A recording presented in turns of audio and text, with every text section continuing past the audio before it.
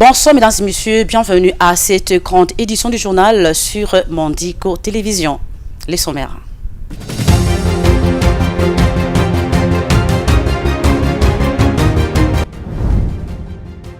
Dans les soucis de réduire le pouvoir d'achat des populations congolaises, surtout celles vivant dans l'est du pays, victimes de l'agression rwandaise, le gouvernement de la République démocratique du Congo prépare des mesures d'allègement fiscaux dans les provinces du Nord Kivu, Sud Kivu, Maniema et la Grande Orientale. C'était à l'issue d'une réunion de conjoncture économique. Bras de fer entre le syndicat des magistrats du Congo et le ministre de la Justice. Le président de la Cour constitutionnelle et membre du Conseil supérieur de la magistrature a échangé ce jeudi 22 août 2024 avec une délégation syndicale des magistrats afin d'élaguer tout malentendu qui ternit l'image de ce corps.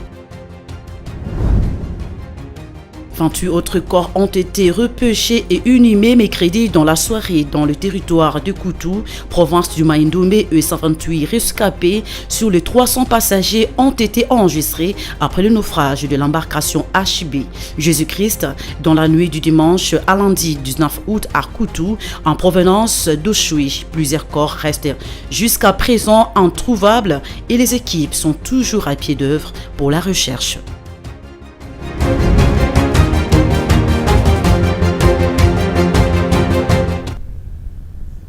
Une fois de plus, bonsoir.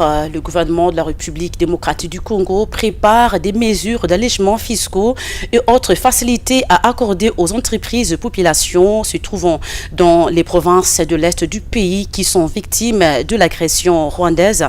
Il s'agit des provinces du Nord Kivu, Sud Kivu, Maniema et celle de la Grande Orientale. Cette annonce a été faite après la réunion de conjoncture qui s'est tenue le mercredi 21 août à la primature.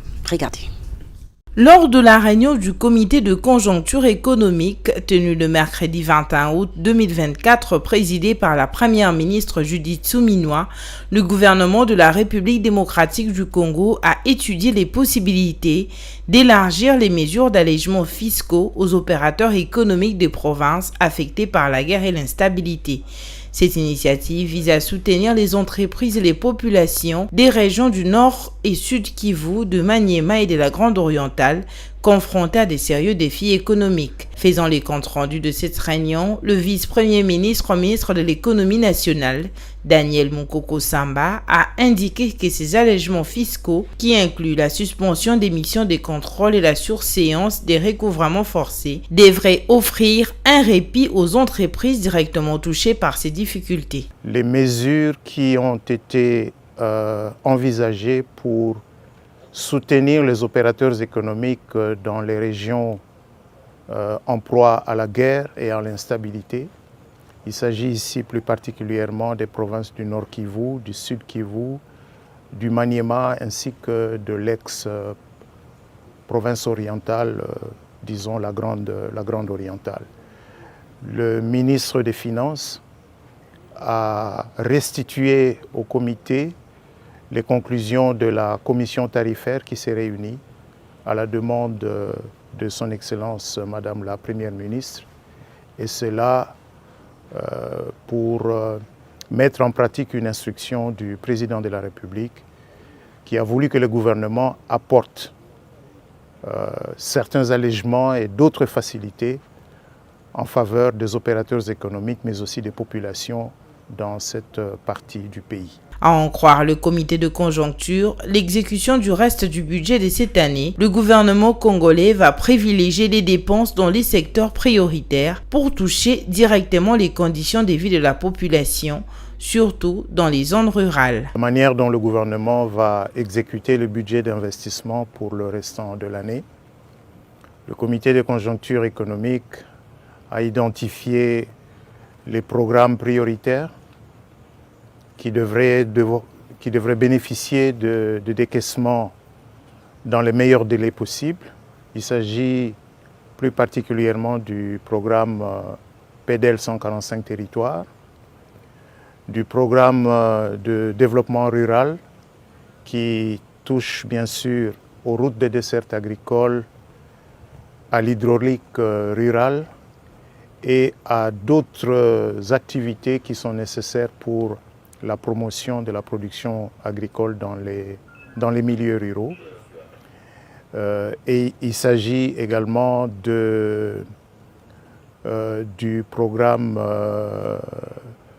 d'autres programmes liés notamment à l'électricité, mais sans oublier la campagne agricole. Face à l'inflation galopante qui pèse sur les ménages, le gouvernement congolais a déjà mis en place des allègements fiscaux sur les importations de certains produits de première nécessité. 9 produits, dont le maïs, la farine, le riz et l'huile végétale, bénéficient désormais des réductions fiscales significatives. En particulier, tous les droits, taxes et redévances sur les maïs et la farine ont été supprimés. Une mesure destinée à faire face à un déficit annuel de 10 millions de tonnes de maïs dans le pays.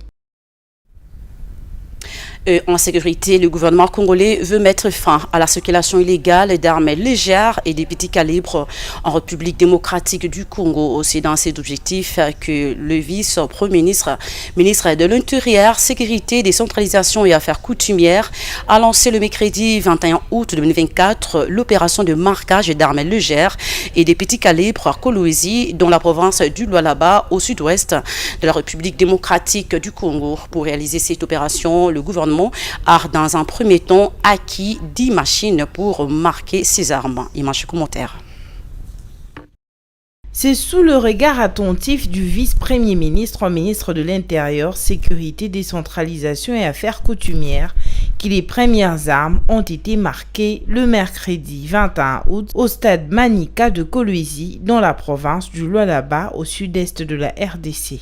Selon le patron de la territoriale, la circulation illégale d'armes légères et des petits calibres cause beaucoup de dégâts à travers le pays. Les armes légères et de petits calibres sont considérées en République démocratique du Congo comme une des principales causes d'insécurité et d'instabilité sociopolitique du pays. Une quantité considérable de ce type d'armes circule illégalement entre les mains des personnes non autorisées, d'une province à une autre, mais aussi entre nos frontières, alimente ainsi les conflits communautaires, la criminalité transfrontalière organisée et le banditisme de tous bords. Elle contribue également à l'émergence ou à la persistance d'une nouvelle forme de criminalité, notamment le terrorisme, mais aussi le blanchiment des capitaux, qui se révèle comme une véritable menace à la paix, à la sécurité et à la stabilité de notre pays. Lors de ce coup d'envoi, 2 machines ont été utilisées pour marquer les armes. La première va faciliter l'enregistrement et l'identification des armes afin de les tracer jusqu'à l'utilisateur final. La deuxième machine est utilisée pour tracer les armes détenues par des civils. Grâce à ces données collectées, le ministère de l'Intérieur aura la maîtrise du stock d'armes et pourra ainsi suivre la traçabilité des armes depuis l'usine jusqu'à l'utilisation finale. Cette opération de marquage d'armes légères et des petits calibres intervient après que le Conseil de sécurité de l'ONU ait levé l'embargo sur les armes qui frappaient la RDC depuis 2000. La levée de cette mesure permet au pays de pouvoir s'approvisionner en armes pour assurer sa sécurité et celle de sa population. À ce propos, justement, Jacquemain Chabani s'est voulu rassurant sur le contrôle des armes qui entrent en RDC. Il convient de signifier qu'actuellement, les armes nouvellement acquises par le gouvernement de la République passent d'abord par ces opérations de marquage avant d'être dotées auprès de leurs détenteurs précis au sein des unités. De ce fait, la République démocratique du Congo sert de modèle dans la mise en œuvre des opérations dans notre région. Cependant, le processus de marquage qui conduit inéluctablement à la tenue du registre constitue un support important pour parvenir à l'éradication et à la réduction de l'usage abusif des armes. Les gouverneurs de 4 provinces frontalières avec l'Angola, dont le Lualaba, le commandant de la 23e région militaire, les autorités politico-administratives et les officiers supérieurs de la police nationale congolaise et des FARDC ont assisté à la démonstration du premier marquage d'armes qui permettra de réduire drastiquement les violences armées dont la population congolaise est souvent victime, surtout de la part des bandits armés. Poursuivons donc ce journal. Dans le cadre du renforcement des relations bilatérales avec la République démocratique du Congo, le ministre britannique des Affaires étrangères, Lord Collins, a rencontré le ministre congolais des Droits humains, Chantal Chambou, et celle du genre, famille et enfants, Léonie Kandolo, lors d'une séance de travail au ministère des Droits humains. Meshak Lufaka pour plus de détails. C'est au ministère des Droits humains que le ministre britannique des Affaires étrangères, Lord Collins, a été reçu par le ministre Chantal Chambou des Droits humains et du genre famille et enfants, Léonie Kandolo, le mercredi 21 août 2024. Cette rencontre s'inscrit dans le cadre des renforcements de partenariat entre les gouvernements congolais et celui de la Grande-Bretagne dans différents domaines. Lors de cette séance de travail, Lord Collins, Chantal Chambou et Léonie Kandolo ont discuté autour de plusieurs questions cruciales, notamment la justice traditionnelle, l'autonomisation des femmes dans les domaines économiques et politiques, les violences basées sur les genres et bien d'autres sujets sectoriels. Le ministre Collins a salué la détermination de ces deux membres du gouvernement congolais. Léonie Kandolo, ministre du genre, a apporté des précisions supplémentaires pour la transparence des actions entreprises. Ce que nous pouvons retenir de cette réunion, de cette séance de travail avec la ministre des Droits humains de la RDC et de la Grande-Bretagne, c'est le renforcement de la coopération dans plusieurs domaines, notamment la justice transitionnelle, les violences basées sur le genre, l'accompagnement aux enfants et aux familles, tel que le programme du chef de l'État veut mettre en œuvre. Donc la Grande-Bretagne va nous accompagner selon la vision du chef de l'État, M. Félix-Antoine Tshisekedi, président de la République et chef de l'État. Cette coopération existe déjà, mais elle va être renforcée. Et après la rencontre que le ministre de la Grande-Bretagne a eue avec le chef de l'État, il est venu vers nous en tant que ministère sectoriel dans les domaines précités pour voir comment nous allons mettre en place des programmes et comment la Grande-Bretagne va nous accompagner. Nous allons avoir des échanges très fructueux avec leurs excellences. On a parlé de quelques points, notamment du renforcement du partenariat entre le gouvernement anglais et le gouvernement congolais. Nous avons également abordé la question concernant la justice transitionnelle. Et nous avons aussi parlé, insisté sur la participation de la femme, non seulement en politique, mais aussi en économie, la femme, son autonomisation. Et nous avons aussi parlé des questions liées à la lutte contre les violences basées sur le genre. Et également, l'une des questions que j'ai abordées avec son Excellence, Monsieur le chef de l'État, il a parlé de cette participation de la femme dans les développements, la croissance économique du pays, et nous aimerions bien voir que cela se reflète également dans son gouvernement et dans différentes initiatives qui seront mises en place. Donc c'est un aspect très important, la participation et l'autonomisation de la femme pour contribuer à la croissance économique du pays. J'ai apprécié le fait que nous avons les mêmes engagements, la même détermination dans tout le sujet concernant l'autonomisation de la femme, la participation de la femme pour la croissance économique. Ces aspects importants abordés au cours de cette séance ont réconforté les membres du gouvernement congolais. Notons qu'il ne reste plus qu'à rendre effectifs ces programmes pour le bien-être des Congolais.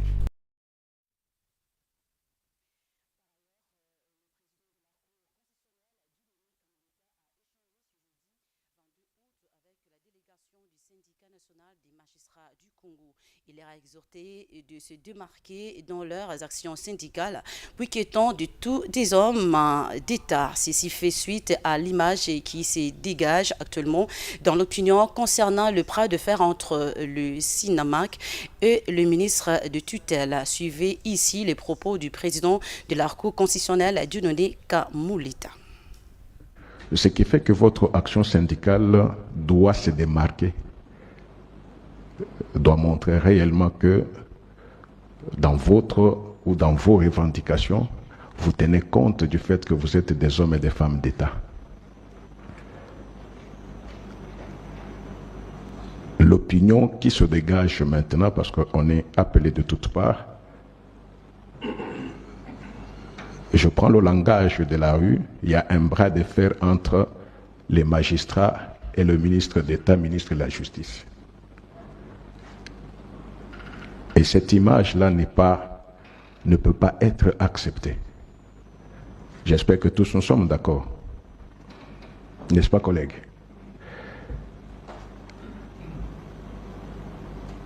Faisons en sorte que ce qui s'est fait ne se reproduise plus de la même façon. Là, c'est le président du CSM qui vous parle. Y a-t-il des problèmes à régler? Vous connaissez la procédure, allez vers l'autorité concernée. Mais parce que vous le faites même avec nous. Vous le faites même avec nous. Quand on sent que le corps a été visé, quoi de plus légitime que de faire un pas vers l'autorité qui aurait touché ou piétiné le prestige, si c'est de cela qu'il s'agit. N'oublions pas que quelquefois un mot peut être sujet à incompréhension et faire croire à l'inimitié, faire croire à un problème là où il n'y a pas de problème.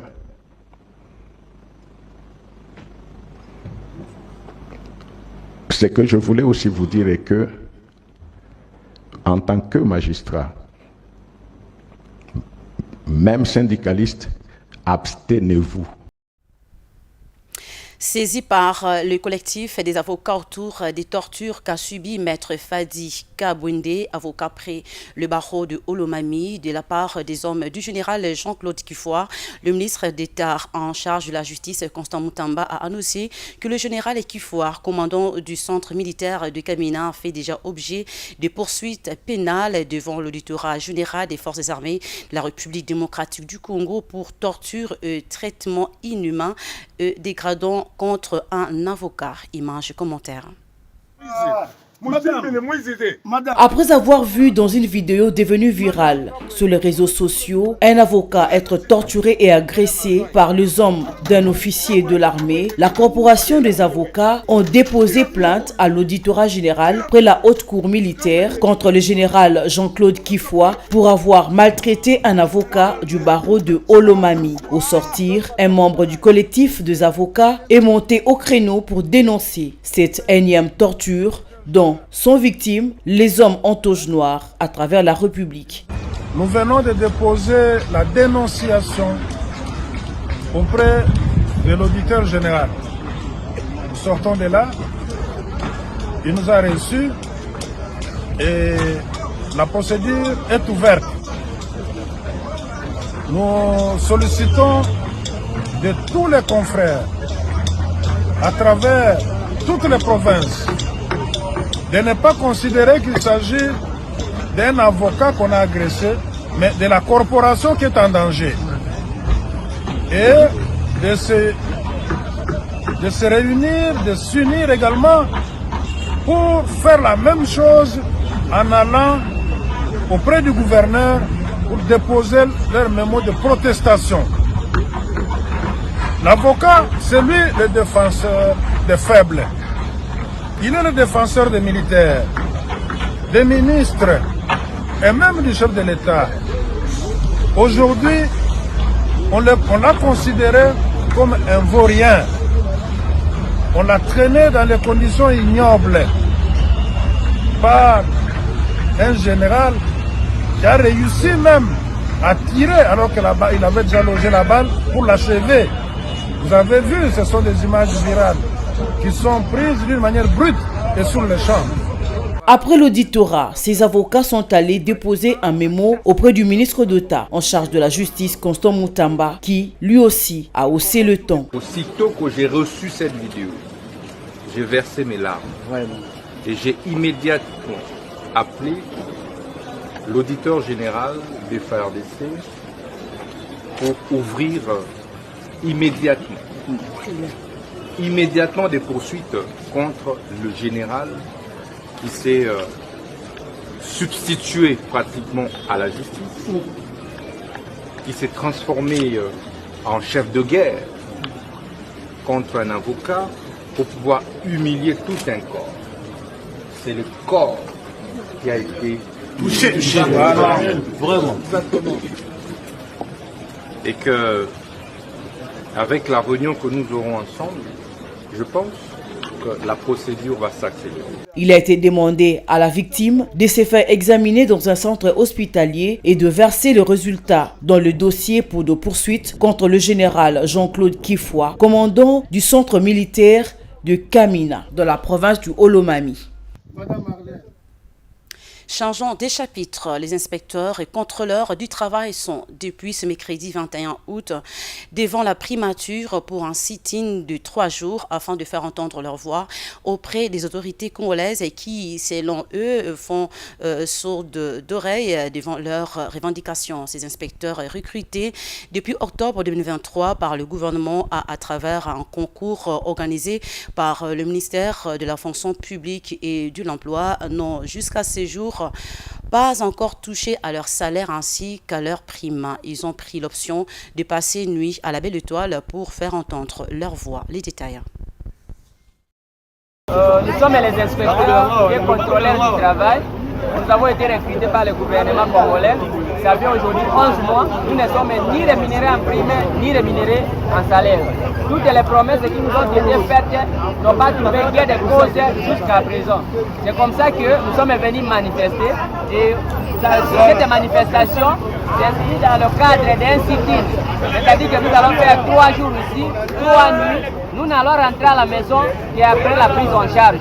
Comme vous pouvez le remarquer, ce sont des collègues déjà abattus qui sont là par terre, ils sont en train de réclamer leurs droits. Ce sont les collègues des inspecteurs et contrôleurs. Malheureusement, ce que nous avons rencontré aujourd'hui comme difficulté est qu'on a instruit les policiers afin de venir, les policiers qui sont derrière moi là-bas, venez les policiers là. On a instruit les policiers qui sont derrière moi là-bas afin de venir nous disperser. Alors, mais nous ne réfléchissons pas par rapport à ça. Nous sommes en train de manifester en dépit de cette présence policière. Nous sommes là, nous continuons à réclamer notre droit et je pense que notre voix sera entendue auprès du chef de l'État parce que nous sommes recrutés selon sa vision et on se remet à sa personne. Et en politique, Patrick Titengenkoy et la structure qui porte son nom ont officiellement adhéré à l'initiative de Tony Mwaba Kazadi, une structure qui soutient la vision du chef de l'État, Félix Antoine Tshisekedi. C'était au cours d'une rencontre qui a réuni les chefs de base et les coordinations le mercredi 21 août dans la commune de Limete. Reportage Meshak Loufaka. Il hume désormais sa position, celle d'associer sa structure à l'initiative Tony Mwaba Kazadi, association sans but lucratif, qui accompagne les actions de l'honorable Tony Mwaba Kazadi et la vision du chef de l'État, Félix Tshisekedi Tshilombo. C'était au cours d'une rencontre avec les chefs de base organisée le mercredi 21 août dans l'enceinte du complexe scolaire Boulevard Lumumba dans la commune de Limete. Patrick Titengenkoy, beaucoup connu comme père éducateur, a choisi une nouvelle orientation pour son émergence politique dans l'idéologie politique du chef de l'État, Félix Tshisekedi Tshilombo. Plusieurs structures accompagnant Tony Mwaba étaient également présentes, notamment la coordination de l'Horizon, dirigée par Jean-Claude Kiapo, Jetou Milambo, Jili Moukadi, le secrétaire général de l'initiative Tony Mwaba, Enoch, ainsi que le coordonnateur de l'ITEM Congelos, pasteur Jules Moukadi. Patrick Chitenge Koy a donné le mot de son choix avant d'encourager ses membres à s'unir pour atteindre les objectifs fixés. L'initiative Patrick Chitenge s'adhère à la vision du professeur Tony Mwaba, Kazan. Donc, l'initiative Patrick Chitenge est devenue partenaire principal de l'initiative Tony Mwaba. Autrefois, le site Tony Mwaba était seulement focalisé dans la circonscription de Lukungu. Maintenant, on va élargir. C'est comme ça que j'ai bien décidé de prendre ma base naturelle de Mwamba pour jeter la terre dans une vision meilleure du professeur Tony Mwaba. Je tiens la gratitude du chef de l'État. Raison pour laquelle aujourd'hui je veux le soutien total de l'excellence Tony Mwaba, le meilleur élu de Rukunga, de Kinshasa, parce qu'il a la vision de soutenir le chef de l'État. Moi aussi, je le soutiens. Jean-Claude Kiapo, coordonnateur de l'Horizon, a également expliqué la raison de leur présence. Cette rencontre s'est clôturée dans une ambiance conviviale et chaleureuse. Nous l'avons annoncé au sommaire, après le naufrage d'une baleinière sur la rivière Lukeni, dans les territoires de Koutou, dans la province de Maïndombe, la nuit du dimanche à lundi 19. 28 autres corps ont été repêchés mercredi et dans la soirée, 128 rescapés ont été enregistrés, en croit l'administrateur du territoire. Ce bilan risque de s'alourdir. Dans l'entretemps, les équipes de recherche sont déployées. Suivez. L'équipe déployée pour rechercher les corps de victimes du naufrage sur la rivière Lukeni a présenté un premier rapport global. Selon l'administrateur du territoire, 28 corps sans vie ont été retrouvés et enterrés tandis que 128 rescapés ont été enregistrés jusqu'à la soirée de mercredi. Jacques Ndenda Monguier précise que ces bilans pourraient être revus à la hausse car les pêcheurs de villages environnants continuent de découvrir des corps. L'équipe dépêchée par le gouvernement provincial a placé en détention les commissaires fluviales et les commandants de la police fluviale du village Tolo, situé en amont du lieu du drame, suite aux investigations menées. Ces naufrages s'est produit dans la nuit de dimanche à lundi sur le territoire des Koutou, dans la province de Maïndombe. Il s'agit de l'embarcation HB Jésus-Christ en provenance d'Oshwe et en route pour la cité de Nyoki. Arrivée au village Tolo dimanche à 18h, la baleinière a tenté de naviguer de nuit pour atteindre sa destination. C'est à 19h que l'embarcation en bois a heurté de troncs d'arbres sous l'eau, se renversant complètement. Elle avait à son bord 300 passagers. Et en société, l'insuffisance de parking public dans la ville de Mbujimayi, chef-lieu de la province du Kasaï-Oriental, au centre de la République démocratique du Congo, est à la base des embouteillages dans certaines grandes artères de cette ville. Les conducteurs des véhicules et des motos n'ont pas où stationner. Ils s'arrêtent souvent sur la route, réduisant l'espace réservé à la circulation des autres véhicules. Cette situation empêche la bonne circulation des véhicules motos et des piétons sur l'avenue Université au niveau du marché d'Ibindi pendant les heures de pointe. Les détails dans cet élément.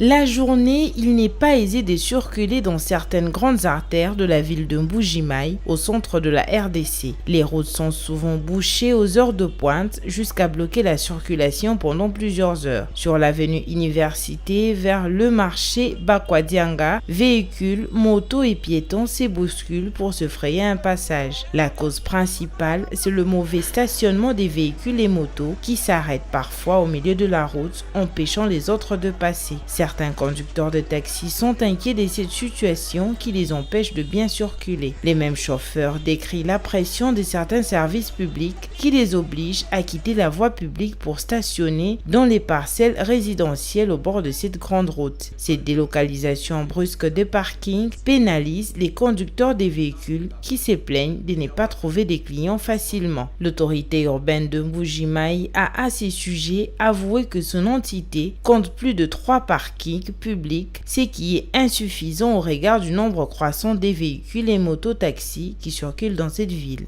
Le parking public existe avec les décisions des autorités compétentes établies.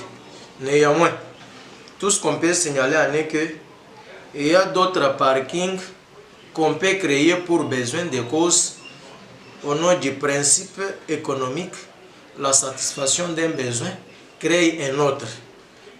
C'est aussi un problème de la loi de l'offre et de la demande. Il y a augmentation des engins sur la ville, les véhicules en privé, les motos qui sont roulés par nos frères ici. Vous savez, c'est l'activité, la grande entreprise qui engage pour le moment au Kasaï oriental, c'est les taxis motos.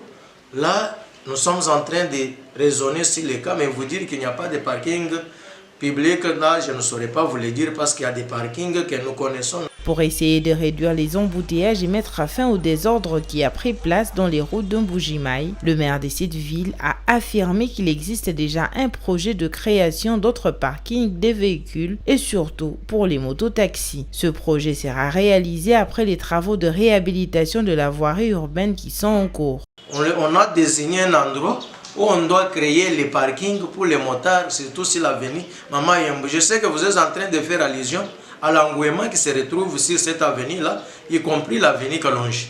Il y a les services de l'environnement et assainissement de la ville qui est sur terrain.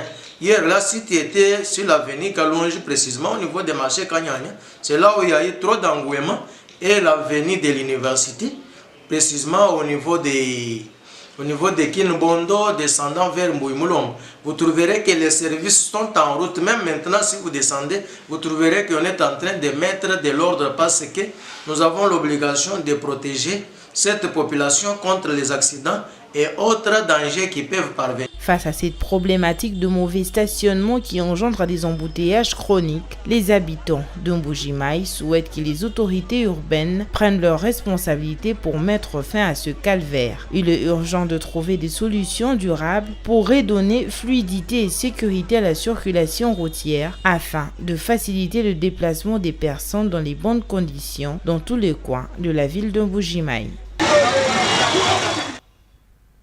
Et en dehors de nos frontières, plus précisément au Tchad, les élections législatives provinciales et communales auront lieu le 29 décembre prochain. L'annonce a été faite mercredi par le président de l'Agence nationale de gestion des élections, Ahmed Barticheri. Les 3 élections seront organisées de manière couplée en décembre avec l'ancien fichier électoral.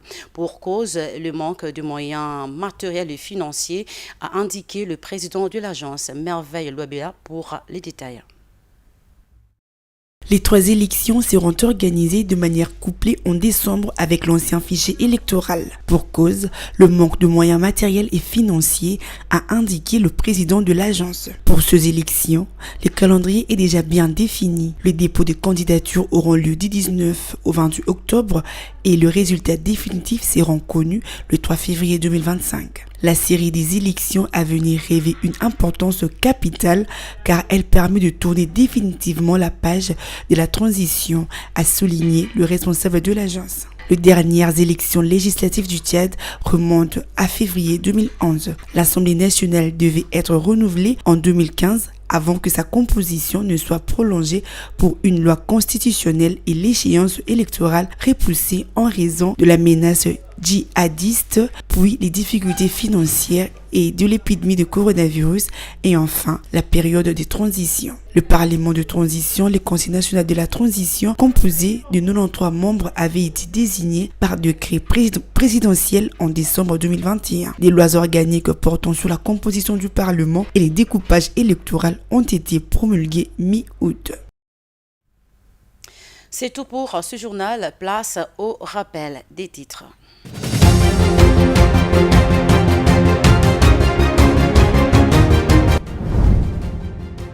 dans les soucis de réduire le pouvoir d'achat des populations congolaises, surtout celles vivant dans l'est du pays, victimes de l'agression rwandaise.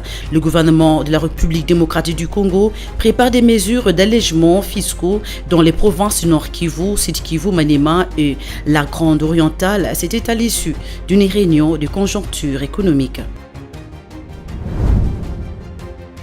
Bras de fer entre le syndicat des magistrats du Congo et le ministre de la Justice.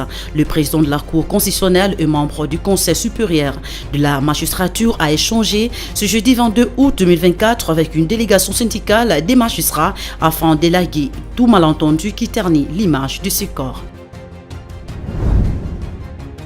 28 autres corps ont été repêchés et inhumés mercredi dans la soirée dans le territoire de Koutou, province du Maïndombe, et 128 rescapés sur les 300 passagers ont été enregistrés après le naufrage de l'embarcation HB Jésus-Christ dans la nuit du dimanche à lundi 19 août à Koutou en provenance d'Oshui. Plusieurs corps restent jusqu'à présent introuvables et les équipes sont toujours à pied d'œuvre pour la recherche.